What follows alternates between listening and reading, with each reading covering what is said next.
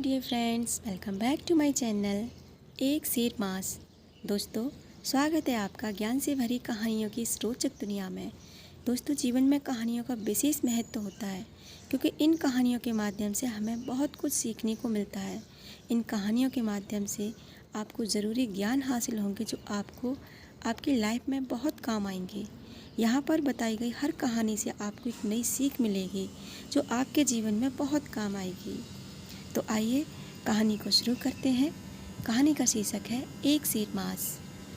बीरबल की कमाल की बुद्धिमानी दो शाहूकारों के बीच की एक ऐसी अजीब शर्त जिसका हल निकालना बहुत मुश्किल था। एक बार बादशाह अकबर के राज में उनके शहर में दो लाला रहते थे। एक का नाम था मालिक चंद और दूसरे का नाम था फारूक। इन दोनों का काम लोगों को उधार पैसे दे करके उनकी सहायता करना था। दोनों को अपनी अलग अलग दुकानें थीं। दोनों के पास जो भी ग्राहक पैसे की मदद के लिए आते, दोनों उसे एक निश्चित समय के लिए पैसे उधार देते और बदले में ब्याज लगा देते। मालिक चंद के मन में लोगों को धन लेकर कभी भी बेईमानी का विचार न आता। वह हमेशा लोगों के साथ ईमानदारी का सौदा करता था। और वहीं दूसरी तरफ फारूक के मन में इतनी बेईमानी थी, वह लोगों पर ज़्यादा ब्याज लगा देता, जिस वजह से फारूक के ग्राहक अपनी सारी उम्र धन लगे ब्याज चुकाने में ही लगा देते थे। इस तरह फारूक लालच में अंधा होकर हमेशा अपने ग्राहकों को लूटता था। यही कारण था कि एक दिन फारूक के ग्राहक तेज़ी से कम हो रहे थे और मालिक चंद के पास अधिक ग्राहक आते थे। यह देख फारूक से रहा न गया और वह मौके की तलाश में था कि किसी तरह इसका धंधा चौपट कर दूं। एक बार मालिक चंद का एक दोस्त मालिक चंद के पास धन की सहायता के लिए आता है और बोलता है, मालिक चंद, मुझे आज 1000 सोने की असरफियाँ चाहिए। यह धन मुझे अपने व्यापार में लगाना है। आज ही मुझे धन लेकर उदयपुर जाना है। वहीं से मुझे सारा माल खरीदकर उसको गोदामों तक पहुंचाना है। कल रात तक माल खरीदने की आखिरी तारीख है। उसके बाद माल खत्म हो जाएगा और फिर अगले साल ही माल बाज़ार में आएगा। मेरे पास 28 घंटों का वक्त है। ऐसे में यदि न खरीद पाया तो मैं अपने परिवार का पेट कैसे पालूंगा? मेरा व्यापार ही खत्म हो जाएगा। मैं बर्बाद हो जाऊंगा। मुझे अपने व्यापार में बहुत विश्वास है, इसलिए मैंने अपना सब कुछ दांव पर लगाया है। कृपया तुम मुझे 5 दिन के लिए उधार दो। ठीक 5वें दिन मैं तुम्हारे पैसे तुम्हें वापस कर दूंगा। दे दो, मैं कुछ ही दिनों में आपके पैसे दूंगा। अपने दोस्त की बात सुन मालिक चंद बोलता है, दोस्त, फ़िलहाल इतना धन तो मेरे पास नहीं है। मैं तुम्हें 500 असरफियाँ ही दे सकता हूँ। यदि तुम 8 दिन तक रुको तो मैं तुम्हें 1000 असरफियाँ दे दूँगा, क्योंकि ठीक 8 दिन बाद मेरे कुछ ग्राहक ब्याज सहित मूलधन जमा करने आएंगे। व्यापारी बोलता है, नहीं, मुझे पैसे आज ही चाहिए। मैं कल तक का इंतज़ार भी नहीं कर सकता। यह सुन मालिक चंद बोलता है, ठीक है, फिर रुको, मैं अपने दोस्त फारूक से लेकर आता हूँ। मालिक चंद फारूक के पास जाकर सारी बात बताता है। मालिक चंद की सारी बात सुन फारूक के मन में एक विचार आता है कि यही सही मौका है। फारूक बोलता है, ठीक है मालिक चंद, मैं तुम्हें 500 सरफिया देने को तैयार हूँ, लेकिन इसके लिए मैं एक शर्त है। मालिक चंद बोलता है, कैसी शर्त? तब फारूक बोलता है, यदि ठीक 5 दिन बाद तुम मेरी 500 सरफियाँ न दे पाए तो तुम्हें अपने शरीर का 5 सेर मांस मुझे देना होगा। फारूक की इस अजीब सी शर्त सुनकर बड़ी सोच में पड़ गया। भला ये कैसी शर्त है? लेकिन मालिक चंद को अपने ग्राहक दोस्त पर पूरा भरोसा था कि वह ठीक 5वें दिन बाद पैसे लेकर ज़रूर आएगा। यह सोच मालिक चंद फारूक की इस अजीब सी शर्त के लिए वादा कर देता है। मालिक चंद असरफियाँ लेकर व्यापारी दोस्त के पास जाता है और उसे धन देते हुए शर्त वाली बात बता देता है। मालिक राम की बात सुन व्यापारी दोस्त बोलता है, मालिक चंद, आप चिंता न करो, मैं 5 दिन बाद धन लेकर पहुंच जाऊंगा। तुम एक बहुत अच्छे मित्र हो और इंसान भी। मैं तुम्हारा यह एक एहसान कभी न भूलूंगा। इतना बोल व्यापारी दोस्त वहां से चला जाता है। देखते ही देखते 5 दिन पूरे होने का आते हैं। दिन ढलने को था। इधर मालिक चंद के माथे पर चिंता की लकीरें दस्तक दे चुकी थी। मालिक चंद सोच ही रहा था कि अभी तक दोस्त आया क्यों नहीं, ज़रूर कोई काम में फंस गया होगा। उधर इतने में फारूक ठीक शर्त के मुताबिक अपने पैसे लेने मालिक चंद के घर के बाहर आकर खड़ा होता है और मालिक चंद को आवाज़ लगाता है। मालिक चंद घर के बाहर निकलकर फारूक को प्यार से बोलता है, फारूक, मैं तुम्हारे पास आने ही वाला था। मेरा दोस्त कमल अभी तक न लौटा। ज़रूर कोई समस्या हो गई होगी। वो जैसे ही 1-2 दिन में आता है मैं तुम्हें तुम्हारे सारे पैसे लौटा दूंगा। यदि वो नहीं आता तो मैं खुद वहाँ जाकर उसका पता लगाऊंगा। कृपया मुझे 1-2 दिन की मोहलत और दे दो। फारूक बोलता है, नहीं नहीं, ये नहीं हो सकता। या तो तुम मेरे पैसे लौटाओ या फिर शर्त के मुताबिक मुझे अपने शरीर का 1 सेर मांस दो। मालिक चंद बोलता है, फारूक रहम करो मुझ पर, यदि मेरे शरीर का एक सिर मांस काटोगे तो मैं मर जाऊंगा। मैं वादा करता हूँ, मुझे 2 दिन की मोहलत और दे दो, मैं तुम्हारे पैसे लौटा दूंगा। लेकिन फारूक जस का तस अपनी बात पर यानी शर्त पर अड़ा हुआ था, या तो पैसे दो या फिर एक सिर मांस। दोनों की इस बहसबाजी को देखकर वहाँ लोगों की भीड़ जमा हो गई। जहाँ भीड़ को देख राजा के सैनिक वहाँ पहुँच जाते हैं और ऊंची आवाज़ में बोलते हैं, क्या हो रहा है वहाँ? आप दोनों झगड़ा क्यों कर रहे हो? तब फारूक सैनिकों को सारी बात बताता है।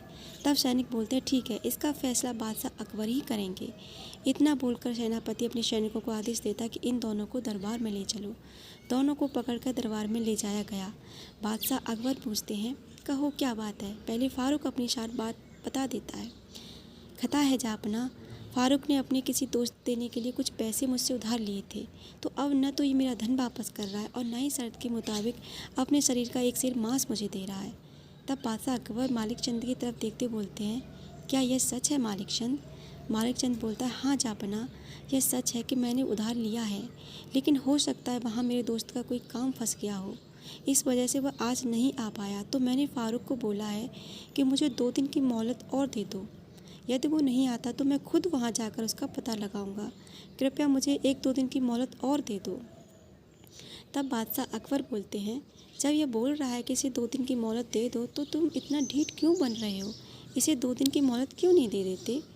अब फारूक कहाँ मानने वाला था, वो तो बस अपने शर्त के जरिए मालिक चंद को अपने रास्ते से हटाना चाहता था। इसलिए फारूक बोलता है, माफ़ करना जापना, मैं ऐसा नहीं कर सकता। शर्त के मुताबिक इनके धन देने का समय निकल चुका है और अब इनको अपने शरीर का एक मांस शेर मुझे देना ही होगा। इतने में मालिक चंद का दोस्त पैसे लेकर दरबार में उपस्थित हो जाता है। मालिक चंद का दोस्त जापना को सलाम करते हुए अपने मित्र को मालिक चंद से देरी आने की वजह से माफ़ी मांगता है और सारा धन मालिक चंद को दे देता है। मालिक चंद वो धन जैसे ही फारूक को देता है, फारूक धन लेने से मना कर देता है और बोलता है, नहीं, मैं यह धन नहीं लूँगा। शर्त के मुताबिक अब तुम्हें अपने शरीर का एक सिर मांस देना ही होगा। यह सुन बादशाह अकबर गुस्से में आ जाते हैं और बोलते हैं, तुम इतने अड़ियल क्यों हो? धन लौटने में 1 दिन की देरी क्या हो गई? अब अपना धन लो और यह किस्सा ख़त्म करो। फारूक बोलता है, माफ़ करना जापना, बात धन की नहीं है, बात वादा करके मुकर जाने की है। अब मैं क्यों आप इतना बोल रहे हो कि भला आपके सामने गुस्ताखी कैसे कर सकता हूँ? लेकिन महाराज, इसका मतलब यह होगा कि व्यापार में दिए गए किसी भी वादे की कोई कीमत न होगी। ऐसे तो ईमानदारी सदा के लिए ख़त्म हो जाएगी, फिर तो किसी व्यापार से व्यापार ही नहीं करेगा। इतने में फारूक अपनी असली मंशा को ध्यान में रखते हुए मालिक चंद को एक विकल्प देता है। बोलता है, जापना, मैं मालिक चंद को एक विकल्प देता हूँ कि यदि अपना व्यापार छोड़कर इस नगर से चला जाए तो मैं इसको एक सिर मांस नहीं लूँगा। यह सुन फारूक तुरंत बोलता, नहीं महाराज, मैं ऐसा नहीं कर सकता। इस व्यापार से मेरी रोजी रोटी चलती है, अपने परिवार का पेट पालता हूँ। यह शहर मेरा घर है, मेरे पूर्वजों की ज़मीन और घर यही है। मैं यह नगर छोड़ के कहीं नहीं जाऊँगा। दरबार में उपस्थित बीरबल ये सारी घटना देख रहे थे। अब बीरबल बोलते, जापना, मुझे एक मौका दें इनका किस्सा हल करने का। अकबर बोलते, हाँ बीरबल, क्यों नहीं? बीरबल बोलते हैं, तो ठीक है फारूक, यदि तुम्हारी यही जिद है तो तुम मालिक चंद के जिस्म का एक सिर मांस काट लो। बीरबल की आवाज़ सुनकर सभी लोग दंग रह जाते हैं कि यह बीरबल क्या बोल रहे हैं। लेकिन बादशाह अकबर जानते थे कि बीरबल जरूर कोई उपाय लेकर आया है, इसलिए बादशाह अकबर बीरबल को कुछ न बोले। इधर फारूक अपनी तलवार लेकर जैसे ही मांस काटने जाता है, तभी सभी की आंखें फटी रह जाती हैं, सांसें थम जाती हैं। इतने में बीरबल बोलता है, रुको फारूक, ध्यान रहे कि ठीक शर्त के मुताबिक तुम सिर्फ एक सिर मांस ही काटोगे।